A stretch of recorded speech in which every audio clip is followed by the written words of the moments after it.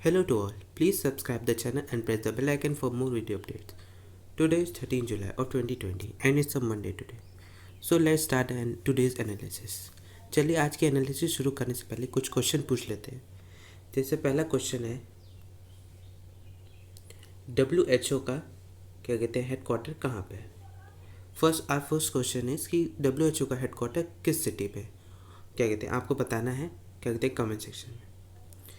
दूसरा क्वेश्चन आता है NCLT जो है NCLT national company law tribunal वो क्या कहते हैं कब बनाया गया था। NCLT national company law tribunal कब फॉर्म हुआ है, आपको कमेंट सेक्शन में बताना है।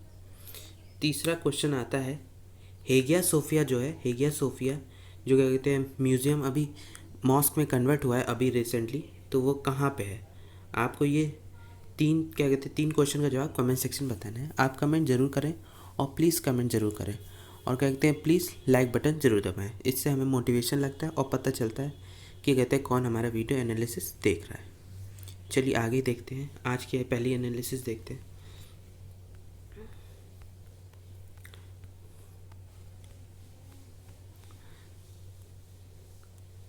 Jinping mobilization order month of planning ahead of border moves. इसमें कहा गया कि क्या कहते हैं चाइना के प्रेसिडेंट ने ये जो मोबिलाइजेशन हुआ, जो भी 15 जून को इंसिडेंट हुआ और उससे मई से जो चल रहा था स्टैंड ऑफ क्या कहते हैं चाइना का LAC पे, वो कई दिन का प्लानिंग थी उनकी, ऐसे इसमें कहा गया।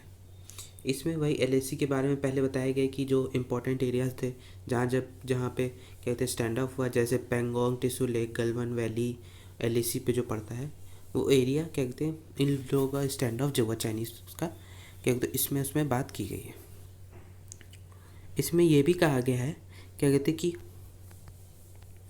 इन January 2020 president Xi signed a new training mobilization order. क्या कहते हैं उन्होंने एक ट्रेनिंग मोबिलाइजेशन ऑर्डर साइन किया था, जो क्या कहते हैं वहाँ अपनी आर्मी को और तरह से क्या कहते हैं एक high level of readiness provide करने के लिए कि उनकी आर्मी हमेशा रेडी रहे, इसलिए ऐसा क्या कहते हैं और वो एक साइन किया गया था एक ट्रेनिंग मोबिलाइजेशन ऑर्डर, जिससे उनकी हर चीज़ के लिए उनकी आर्मी तैयार रहे।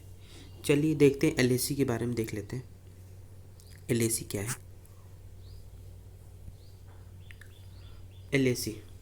LAC हम कई बार देख चुके हैं। जैसे ही LAC में जो पेंगोंग टिसू लेक है वो क्या कहते हैं उसका 135 किलोमीटर स्ट्रेच लंबी है, वो उस जो लगभग 4350 मीटर ऊंचाई पे है, जो इंडिया टू चाइना क्या कहते हैं मिलाती है, इंडिया टू चाइना क्या कहते हैं मिलती है। इसका 1/3 जो है 45 किलोमीटर स्ट्रेच इंडिया कंट्रोल में है और 90 किलोमीटर स्ट्रेच चाइना कंट्रोल में है। ये 33 जेम्स लाइन के द्वारा बनी थी। ये एक सॉल्ट वाटर लेक है। इसका एक ही सिग्निफिकेंस है कि कहते हैं इसी जो गलवान वैली है वो चुशुल जगह जो है वहाँ पर जाने पर ये पड़ती है। तो क्या कहते हैं यहीं से ये गलवान वैली से ही क्या कहते हैं गलवान वैली नहीं पेंगोंग टिसू लेक से ही चाइनीज़ जो इंडियन टेरिटरी में आते हैं। इंडिया चाइना की बाउंड्री सब जानते हैं कि 3488 किलोमीटर लंबी बाउंड्री है। इसे क्या कहते हैं मैकमोहन लाइन कहा जाता है। सन हेनरी मैकमोहन के नाम पे से रखा गया था। कई बार हम इस पर बात भी कर चुके हैं। जैसे हमने देखा कि 1957 में जब अक्साई चीन को चाइना ने ऑक्यूपाई कर लिया, तो उसके बाद 1962 वॉर के बाद वहाँ पे LAC बना दी गई।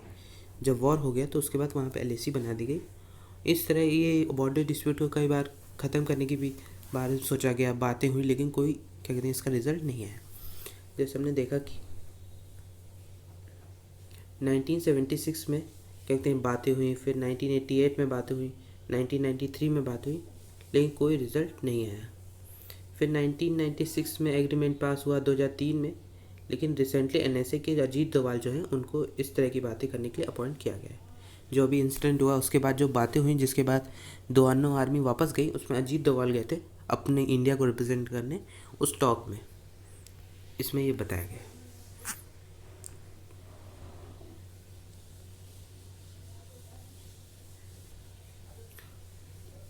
Markets in UP to remain shut down in weekends. इसमें बताया गया कि जो मार्केट्स हैं जो पूरा लॉकडाउन रहेगा UP में वीकेंड्स पे, सैटरडे संडे को UP में लॉकडाउन रहेगा। इसमें ये बात की गई है। अगली न्यूज़ देखते हैं।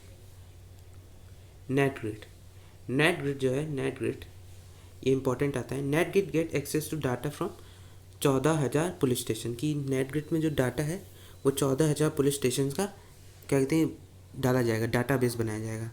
क्या कहते हैं जो FIR होती है इसमें बताया गया है national intelligence grid net grid जो है उसने MOU के साथ क्या कहते हैं एक साइन किया है, वो फाइल क्या कहते हैं एक एग्रीमेंट फाइल किया है।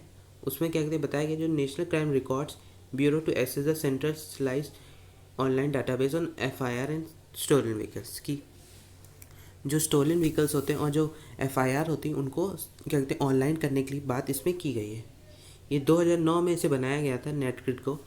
ये क्या कहते हैं ऐसा कहा जा रहा है कि ये 31 दिसंबर तक ये लाइव हो जाएगा और हर सब कोई इसे एक्सेस, सब कोई एक्सेस नहीं, कुछ इंपॉर्टेंट लोग इसे सिर्फ एक्सेस कर पाएंगे। चलिए देख लेते हैं नेट ग्रिड के बारे में और ज़्यादा जान लेते हैं। नेट ग्रिड एक एम्बिशियस काउंटर टेररिज्म प्रोग्राम है। ये एक टेररिज्म प्रोग्राम है जो क्या कहते हैं ये it will utilize technology like big data analytics to study and analyze the huge amount of data. ये बिग डाटा और एनालिटिक्स यूज़ करेगा जो इतना ज़्यादा डाटा होगा FIRs का, स्टोलन व्हीकल्स का, तो इसलिए काफ़ी ज़्यादा ये एनालिटिक करके कि कौन कौन सा मटेरियल डालना है, कौन कौन किस तरह से डालना है, पूरा एक कंप्राइज वे में इसे डालेगा। ये क्या कहते हैं ये बनाया गया था 26/11 अटैक जो मुंबई में हुआ था उसके बाद इसे बनाया गया था। ये इस डाटा को कौन कौन एक्सेस कर सकता है? The database could be accessible to authorized person from 11 agency कि ऑथराइज्ड पर्सन जो 11 एजेंसी के होंगे केस टू केस बेसिस पे इन्हें दिया जाएगा। क्या कहते हैं वही लोग सिर्फ इसे क्या कहते हैं एक्सेस कर पाएंगे, हर कोई नहीं एक्सेस कर सकता, सिर्फ जो 11 एजेंसीज हैं उनको क्या कहते हैं ये सिर्फ क्या कहते हैं एक्सेस कर पाएंगे। Why do we need this? हम नेट को क्यों चाहते हैं? पहला है the danger from not having a sophisticated tool like that is that it forces the police to rely on harsh and coercive means to extract information in a crude and degrading fashion। क्या कहते हैं कि हम लोग ने देखा है कि पुलिस जो होती है वो क्या कहते हैं डाटा निकालने के लिए क्या कहते हैं बहुत ज़्यादा क्रूड हो जाती है और बड़े क्या कहते हैं डिग्रेडिंग वे में क्या कहते हैं डाटा निकालती है, इसलिए इसकी हमें ज़रूरत है। क्या कहते हैं हर कोई भी टेररिज्म, दूसरा है कि हर टेररिज्म क्या कहते होता है जो इंसिडेंट होता है उनके कारण उनमें सस्पेक्ट्स पाए जाते हैं और उसमें कुछ इनोसेंट्स भी होते हैं जो इसमें फंस जाते हैं, लेकिन पुलिस इंट्रोगेशन में उनसे भी गलत तरह से देखा जाता है, इसमें भी बात की गई है। तो हमें ह्यूमन राइट्स वे में भी इन्हें बचाना होगा और देखना होगा कि जो दोषी हैं सिर्फ वही हों। तो क्या कहते हैं इस तरह के डाटा होने पे क्या कहते हैं पुलिस वाले ज़्यादा जोर नहीं कर पाएंगे और क्या कहते हैं डाटा आराम से प्रोवाइड हो सकता है कि ये इंटेलिजेंस ब्यूरो को भी हेल्प करेगा कि उन्हें डाटा पाने के लिए जल्दी से जल्दी। The police could have access to all his data in any moment by this person could also be track with the help of this art कि कोई भी पर्सन अगर ट्रैक में होगा कभी तो वो कहते हैं ऑनलाइन फाइंड किया जाएगा, ऐसे इसमें बात की गई है। अगली न्यूज़ आती है Bhima Koregaon NIA gets another 90 days to file chargesheet कि भीमा कोरेगांव जो है वहाँ पे NIA ने एक अनदर 90 दिन की चार्जशीट फाइल की है। क्या कहते हैं गौतम नवलखा को कस्टडी में रखा गया 10 दिन के लिए एक केस में। इनको क्या कहते हैं इनके खिलाफ क्या कहते हैं NIA ने नेशनल इन्वेस्टिगेशन एजेंसी ने 90 दिन की चार्जशीट फाइल की है। क्या कहते हैं जो आनंद तेलतुम्बे हैं और गौतम नवलखा है उनके ऊपर भीम कोरेगांव केस के ऊपर इन्हें क्या कहते हैं रखा गया, इनके ऊपर चार्जशीट फिर फाइल की गई और इन्हें कस्टडी में 10 दिन के लिए रखा गया गौतम नवलखा। ये जो ये भीम कोरेगांव है यहाँ पे एक फेमस चीज़ है, एक पिलर है कोरेगांव पिलर, वो क्या कहते हैं उसके बारे में हम जान लेते हैं। उसकी एनिवर्सरी है 202 है, तो क्या कहते हैं उसके बारे में हम देख लेते हैं। पहले देख लेते हैं नेशनल इन्वेस्टिगेशन एजेंसी के बारे में। नेशनल इन्वेस्टिगेशन एजेंसी इसे क्या कहते हैं नेशनल इन्वेस्टिगेशन एजेंसी एक्ट के तहत लाया गया था, 2008 का जो एक्ट है उसके तहत इसे लाया गया था। ये क्या कहते हैं इसकी देख लेते हैं ये किस लिए काम करती है। पहला है कि ये sovereignty, security and integrity of India को बनाए रखने के लिए, एटॉमिक एंड न्यूक्लियर फैसिलिटीज़ के लिए प्रोवाइड करने के लिए, हाईएस्ट काउंटरफेट इंडिया करेंसी की जो स्मगलिंग होती है उससे बचाने के लिए, क्या कहते हैं कोई टेररिज्म होता है, टेररिस्ट अटैक होता है उसके ऊपर वर्क करने के लिए, और क्या कहते हैं टेररिज्म को ख़त्म करने की एक terrorism counter terrorism law enforcement agency के लिए रूप में भी ये वर्क करती है। इसका हेडक्वार्टर दिल्ली में है और इसके अदर ब्रांचेस हैदराबाद, गुवाहाटी, कोची, लखनऊ, मुंबई, कोलकाता, रायपुर, इन जगहों पे इनके ब्रांचेस हैं। क्या कहते हैं ये इसमें क्या कहते हैं NIA अमेंडमेंट हुआ, NIA अमेंडमेंट बिल पास हुआ 2019 में, जिसमें ह्यूमन ट्रैफिकिंग और क्या कहते हैं ऑफेंसिव रिलेटेड काउंटरफेट करेंसी और बैंक नोट, जो बैंक नोट्स या करेंसी का स्मगलिंग होती है उन सबको भी इसमें जोड़ा गया। क्या कहते हैं प्रोहिबिटेड आर्म, जो गलत तरह से आर्म खरीदते हैं या बेचते हैं उनके ऊपर एक्शन लेने के लिए। साइबर टेररिज्म से बचने आने के लिए। एक्सप्लोसिव सब्सटेंस का जो यूज़ होता है एक्सप्लोसिव सब्सटेंस का, तो उनके खिलाफ वर्क करने के लिए भी इसे जोड़ा गया। एक क्या कहते हैं स्पेशल कोर्ट होती है, इसमें स्पेशल कोर्ट होती है क्या कहते हैं जो जो कोड ऑफ क्रिमिनल प्रोसीजर होता है उसके तहत वर्क करती है। ये पूरा स्पेशल कोर्ट क्या कहते हैं इसका डिसीजन, अगर कोई इसमें कोई क्वेश्चन अराइज होता है इनके स्पेशल कोर्ट में, तो उसका डिसीजन सेंट्रल गवर्नमेंट लेती है कि कौन सा डिसीजन फाइनल होगा, और वही जो सेंट्रल गवर्नमेंट डिसीजन लेगी वही फाइनल माना जाता है। चलिए देख लेते हैं अब कोरेगांव रणस्तंभ के बारे में। जो हम कोरेगांव बात कर रहे थे, वो रणस्तंभ एक क्या कहते हैं एक विक्ट्री पिलर है। क्या कहते हैं इसे क्या कहते हैं बनाया गया था भीम कोरेगांव विलेज में। भीम कोरेगांव विलेज में ये ब्रिटिश इंडिया कंपनी के समय बना था। 1 जनवरी 1818 में बनाया गया था इसे। इतना पुराना है। और क्या कहते हैं इसकी 202वीं इस साल क्या कहते हैं एनिवर्सरी मनाई गई थी। काफ़ी क्या कहते हैं बहुत ज़्यादा पुराना है। ये बनाया गया था with 834 infantrymen, about 5 of them from the Mahar committee and 12 officer defeated the 28,000 strong army of Peshwa Bajirao two. It was one of the last battle of the third Anglo Maratha war. क्या कहते हैं ये क्या कहते हैं उस वक्त बना था, ये विक्ट्री पिलर था एंग्लो मराठा वॉर के बाद। जो थर्ड एंग्लो मराठा वॉर हुआ था पेशवा बाजीराव और क्या कहते हैं ब्रिटिश के बीच में, तो उसमें 500 माहर कम्युनिटी के थे, 12 ऑफिसर्स थे जिन्होंने 28,000 लंबी बड़ी पेशवा बाजीराव टू की आर्मी को डिफीट किया था। क्या कहते हैं ये क्या कहते हैं बाबा साहब अम्बेडकर भी इस यहाँ पे विज़िट कर चुके हैं कोरेगांव रणस्तंभ में। 1 जनवरी 1927 को ये वहाँ विज़िट किए थे। और क्या कहते हैं उन्होंने उस बैटल की जो हुई थी उसमें जो दलित कम्युनिटी का जो भाग था उसको क्या कहते हैं रिवाइव करने के लिए, जानने बताने के लिए कि कितना अच्छा क्या कहते हैं लोगों ने वाक किया, तो इसलिए वो वहाँ गए थे। इस विक्ट्री का आउटकम क्या हुआ? The victory was seen as a victory against caste based discrimination operation. कि ये विक्ट्री को इस तरह देखा गया कि ये कास्ट बेस्ड डिस्क्रिमिनेशन है और जो ऑपरेशन होता था उस वक्त उसको ख़त्म करने के लिए इसे किया गया था।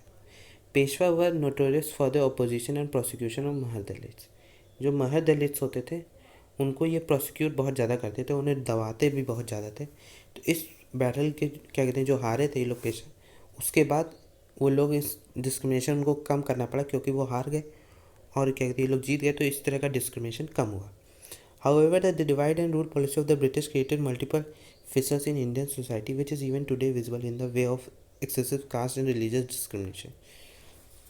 कहते हैं जो ब्रिटिश ने डिवाइड एंड रूल पॉलिसी बनाई थी उसके बाद ये देखा जा रहा है कि इंडियन सोसाइटी में अभी वही चीज़ है, कास्टिज़म अभी भी चल रहा है और बहुत ज़्यादा हो गया है। रिलीजन भी बहुत ज़्यादा डिफ्रेंशिएट कर गया है, जिससे ज़्यादा कहते हैं लोगों को दिक्कत हो रही है और इंडियन सोसाइटी में बहुत ज़्यादा लड़ाइयाँ हो सकती हैं इन फ्यूचर। ऐसा कहते हैं इसको उसको इतना कम हो गया था क्या कहते हैं उस वॉर के बाद, तो इसमें वह बात की गई है। पहला एडिटोरियल आता है ensure power. India solar energy should look at tapping the best globally to make locally. क्या कहते हैं इंडिया की जो सोलर पावर है, जैसे हमने देखा कि अभी प्राइम मिनिस्टर नरेंद्र मोदी ने रीवा में एक मेगा पावर प्लांट कहते हैं सोलर प्लांट क्या कहते हैं इनॉग्रेट किया है, कहते हैं जो 750 मेगावाट का है। काफ़ी अच्छा न्यूज़ है, लेकिन इसको और तरह ग्लोबली करना होगा, बेस्ट हो जाए ग्लोबली, जिसे हम इसे लोकली वे में बनाएं कि हम इंडिया में बनाएं और क्या कहते हैं उसे ग्लोबली रिप्रेजेंटेशन मिले कि इतना बड़ा है या इतना ज़्यादा कहते हैं हम सोलर पावर से एनर्जी ले रहे हैं, तो क्या तभी हम सेल्फ रिलायंट इंडिया बन पाएंगे। ऐसे इसमें बात की गई। इसमें कहा गया है कि prime minister Narendra Modi stated that resolve to tap the energy of the sun to sustain power of the economy and every less to be welcome. कि हम क्या कहते हैं जो एनर्जी ऑफ द सन क्या कहते हैं कंट्रोल कर रहे हैं, रिजॉल्व कर रहे हैं, इससे हमें हमारी इकोनॉमी और क्या कहते हैं लाइफ को वेलकम करना चाहिए, क्योंकि इससे हमारी लाइफ और ब्रेट हो सकती है, क्योंकि इससे ये green deal for the future हो सकती है। ये ग्रीन वे में लिया जा सकता है क्योंकि ये ग्रीनरी है, इसमें कोई हार्म नहीं कर रहे एनवायरनमेंट को, हम हार्म बिल्कुल नहीं कर रहे। ऐसे इसमें बात की गई। जैसे हमने देखा इसमें लिखा है कि इंडिया का जो install base of the green power source है वो 35 गीगावाट्स का 35 गीगावाट। लेकिन इसको प्रोजेक्ट को एडिशन करने के लिए 2024 तक इसे 50 मेगावाट तक करना है। ऐसा इसमें बात की गई, 50 गीगावाट तक करना है, जो अब इस वक्त 35 गीगावाट का है, उसे 50 गीगावाट तक करना है, ऐसा इसमें बात की गई है। जैसे हमने देखा ही है, चाइना जो है वो 1990s में, जो 1990s में वो काफ़ी ज़्यादा कम था, उसके पास इतनी ज़्यादा मैन्युफैक्चरिंग कैपेबिलिटी नहीं थी, लेकिन वो धीरे धीरे उसने अपना बनाया, वो एक तरह एक्वायर किया, ग्लोबली रिप्रेजेंट होने लगा, इंपोर्ट करने लगा रॉ मटेरियल, पॉलीसिलिकॉन जैसा, और फिर सोलर मैन्युफैक्चर वो भी बढ़ गया, और investing in third countries with ready capability, और वो क्या कहते हैं अब दूसरी कंट्रीज़ को भी सोलर पैनल्स देता है और क्या कहते हैं मटेरियल प्रोवाइड करता है, ऐसा इसमें बताया गया है। India needs to show leadership to advance manufacturing absorption of solar photovoltaic infrastructure low या मिडल इन सम कंट्रीज़, कि हमें अब सोलर फोटोवोल्टिक इंफ्रास्ट्रक्चर बनाना होगा, जिससे इस तरह के प्रोजेक्ट बनाने होंगे, सोलर पावर प्लांट, जिससे हमें दिक्कत ना हो और ग्रीनरी वे में हम क्या कहते हैं और डेवलप कर सकें, इसमें यह बात की गई। लास्ट में ये कहा गया है, rapid progress requires the strategic shift to add competitive domestic manufacturing, कि हमें रैपिड प्रोग्रेस करनी होगी, तभी हम इस तरह की दिक्कतें जो हैं, इस तरह के पेंडेमिक है, उस वक्त भी हम इकनॉमी हमारी डैमेज ना हो। अगला एडिटोरियल आता है, museum to mosque, Turkey is reopening old religious wounds by changing the status of Hagia Sophia. जो हेगिया सोफिया जो वो क्या कहते हैं म्यूज़ियम थी, उसको मॉस्क में कन्वर्ट किया गया है। इसमें वही कहा गया कि उन्होंने जो पुराने गांव थे, जो पुराने जो रिलीजन के कारण, जो धर्म के कारण गांव थे, उसको इन लोगों ने खुरचा है, ऐसा इसमें बात की गई है। जैसे हमने देखा ही है, जो टर्किश प्रेसिडेंट है जो इस वक्त टैयप एर्डोगन, उन्होंने क्या कहते हैं हेगिया सोफिया को एक वर्किंग मॉस्क के रूप में बना दिया, कन्वर्ट कर दिया गया। ये कहते हैं सेकुलर व्यूज़ जो थे, सेकुलर वैल्यूज़ थे उस कंट्री के, उसको उन्होंने ब्रेक किया है। कहते हैं ये कहते हैं 6th century at the Byzantine monument, कहते हैं ये 6th सेंचुरी जो बिजेंटाइन मोन्यूमेंट था, ये 6th सेंचुरी का बिजेंट मोन्यूमेंट था, एक ऑटोमन मुस्लिम और ईस्टर्न ऑर्थोडॉक्स क्रिश्चियन के लिए सेंचुरी से एक कॉन्फ्लिक्ट बना है कि मॉस्क है कि चर्च, ये तब से ही बना हुआ है। ये एक कैथेड्रल बनाया गया था बिजेंटाइन एम्परर जस्टिनियन वन के द्वारा, जो बिजेंटाइन के एम्परर थे जस्टिनियन वन, उनके द्वारा ये कैथेड्रल बनाया गया, एक क्या कहते हैं चर्च जहाँ पे क्या कहते हैं प्रीस्ट रहते थे, क्या कहते हैं, और वहाँ पे चर्च था पूरा, लोग जाते भी थे, लेकिन फिर इसे मॉस्क बना दिया गया Ottoman after Mahmud the conqueror capture the city in 1453। 1453 के बाद क्या कहते हैं महमद ने इसे मॉस्क बना दिया था। फिर लेकिन मुस्तफ़ा केमल अतर्क, जो फाउंडिंग फादर थे टर्की के, जो ये मुस्तफ़ा केमल तर्क, उन्होंने 1930 में फिर से इस मॉस्क को क्या कहते हैं बंद कर दिया। फिर उसके बाद इसे 5 साल बाद म्यूज़ियम बना दिया, 5 साल बाद इसे फिर से इसे म्यूज़ियम बना दिया गया। ये हमेशा से symbol of Christian and Muslim coexistence रहा है, कि यहाँ पे मुस्लिम और क्रिश्चियन दोनों एक साथ रहे हैं, ऐसा ये इस तरह का सिंबल इसे बताता है, ये रिप्रेजेंट करता है हेगिया सोफिया, क्या कहते हैं। और अच्छी बात है कि 2 रिलीजन एक साथ रहें, काफ़ी अच्छी भी बात है। जैसे हमने इसमें लिखा है कि ही हैज़ री रिटन, जो इस वक्त टर्की के प्रेसिडेंट हैं, उन्होंने फिर से कॉन्स्टिट्यूशन लिखा है, he has rewritten the constitution turning Turkey into all power executive presidency, की जो प्रेसिडेंसी है उनकी, उनको और पावरफुल बनाने के लिए, और ज़्यादा क्या कहते हैं इम्पावर करने के लिए, ये और क्या कहते हैं वॉर, जो जर्नलिस्ट और क्रिटिक्स के खिलाफ वॉर के लिए उन्होंने इस तरह की पॉलिसी बनाई है। His foreign policy bets on Syria and Libya had backfired with jihadis making gain in both countries, की जो फॉरेन पॉलिसी है जैसे सीरिया के साथ और लीबिया के साथ, उनको क्या कहते हैं उनसे जिहादीज को दिक्कत हो, ऐसा उन्होंने ऐसा बनाया है। लास्ट में ये भी कहा गया है कि मिस्टर एर्डोगन ने क्या कहते हैं is opening the words of the war which could have lasting consequences 2020 is not 1433, कि इसमें कहा गया है कि कहते हैं मिस्टर एर्डोगन जो प्रेसिडेंट है टर्की के, उन्होंने पुराने घाव को छेड़ा है, क्या कहते हैं इससे और ज़्यादा कॉन्सिक्वेंसेज होंगे, इसके अलग अलग तरह के कॉन्सिक्वेंस हो सकते हैं। हमें देखना होगा कि 2020 है, 1453 नहीं है, जो हम लोग कुछ सह लेगा। चलिए हेगिया सोफिया के बारे में देख लेते हैं। हेगिया सोफिया ये एक ग्रीक ऑर्थोडॉक्स क्रिश्चियन कैथेड्रल थे, ये एक ग्रीक ऑर्थोडॉक्स क्रिश्चियन कैथेड्रल थी, एक चर्च था जहाँ पे ऑर्थोडॉक्स क्रिश्चियन जो थे वो लोग जाते थे। फिर इसे मॉस्क बना दिया गया, कहते हैं इंपीरियल मॉस्क बना, now museum located in Istanbul Turkey. फिर उसके बाद ये टर्की में म्यूज़ियम इसे बना दिया गया। ये बना था AD 537 को, 537 AD में बना था। ये जस्टिनियन वन जो थे उनके अंडर इसे, उनके रूल में से बनाया गया था। फिर 1453 में जो कैस्टन थे उन्होंने सुल्तान महमद के द्वारा कहते हैं हारने के बाद इसी होगिया सोफिया को मॉस्क में कन्वर्ट कर दिया गया था, जैसे हमने अभी देखा है। ये क्या कहते हैं 1500 साल पुराना स्ट्रक्चर है, 1500 old structure has been listed as UNESCO world heritage site. ये 1500 साल पुराना स्ट्रक्चर इसलिए से यूनेस्को वर्ल्ड हेरिटेज साइट में भी जोड़ा गया है। A world heritage site is a place that is listed by UNESCO as of special culture और फिजिकल सिग्निफिकेंस।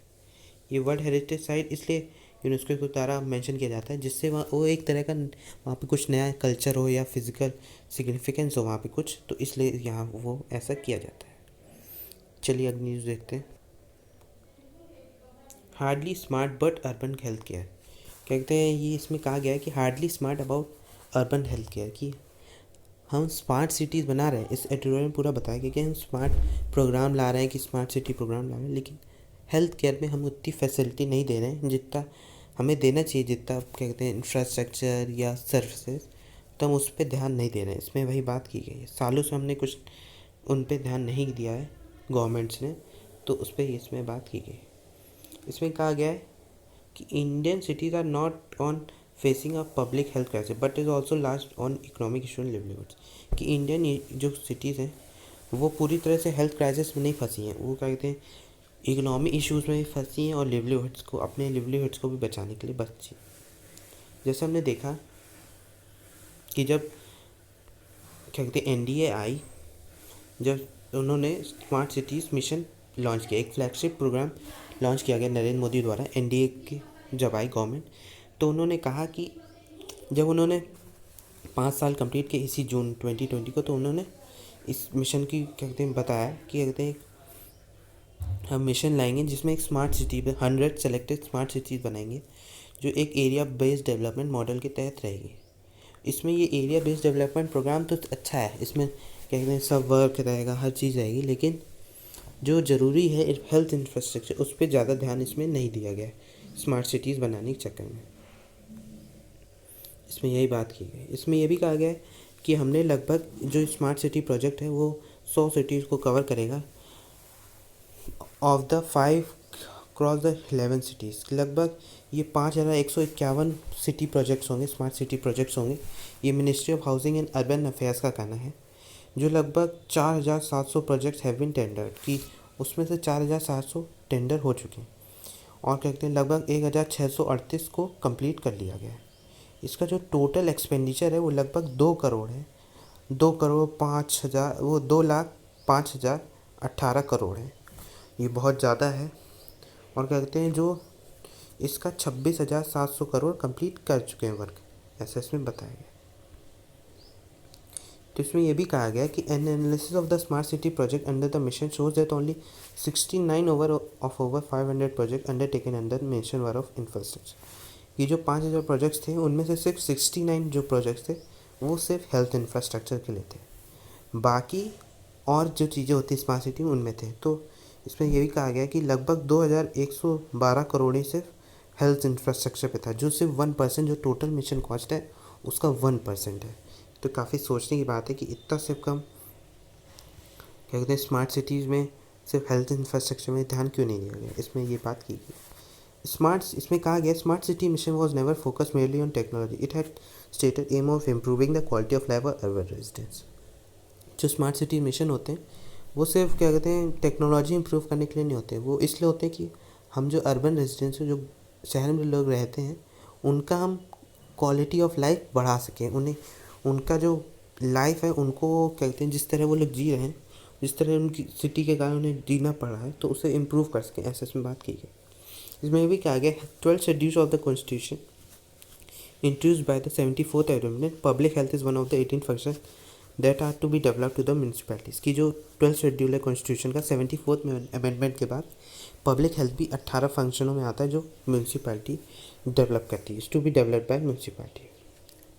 इसमें यह भी कहा गया जैसे हमने देखा कि जो आशा वर्कर्स थी जो गांव वर्क करती थी वो भी अर्बन एरियाज़ में नहीं जाती, और क्या कहते हैं अब तो शहर भी नहीं आती जैसे वहाँ के जो हैं, क्योंकि मुंबई जैसी सिटी, मुंबई दिल्ली सिटी वहाँ पे हॉटस्पॉट एरिया है पूरा, और वहाँ आना खतरे से खाली नहीं, क्योंकि आपको डर रहता है कि आपको भी हो सकता है। इसमें ये बात की गई। इसमें ये भी कहा गया national urban livelihood mission and national urban health mission जो है, national urban livelihood mission, national urban health mission, इन्हें हम भूल चुके हैं। लिमिटेड फोकस, इन्हें हम उतना फोकस नहीं दे रहे थे, ना रिसोर्स प्रोवाइड कर रहे थे, लेकिन अब इन्हें स्ट्रेंथन करने की ज़रूरत है। इस तरह के पैंडमिक आने के बाद हमें हमेशा तैयार रहना पड़ेगा इन फ्यूचर भी। इसमें यह बात की गई है। जैसे हमने देखा, as Indian city face unprecedented challenge, it is important to get the priorities of urban development right and invest in program that improve the health and livelihoods of its region. कि जैसे हमने देखा, इंडियन सिटीज़ जो है इस वक्त काफ़ी ज़्यादा चैलेंज में है कि इस पेंडेमिक को कैसे कंट्रोल करें। तो हमें हेल्थ और लिवलीहुड्स के जो रेजिडेंट्स का है, लोगों का जो हेल्थ सर्विसेज की प्रॉब्लम है, और जो लिवलीहुड्स हैं उनका, उनके रहने का तरीका, उसे इम्प्रूव करना होगा स्मार्ट सिटीज़ प्रोग्राम में, ना कि सिर्फ टेक्नोलॉजी इम्प्रूव करनी होगी। हेल्थ सर्विसेज हमारा एक प्रायोरिटी होनी चाहिए, टॉप प्रायोरिटी होनी चाहिए हेल्थ इंफ्रास्ट्रक्चर इस पेंडेमिक के बाद। तो चलिए, आज के लिए इतना ही। Thank you very much, thank you. और प्लीज़ लाइक ज़रूर करें और वीडियो को अंत तक ज़रूर देखें।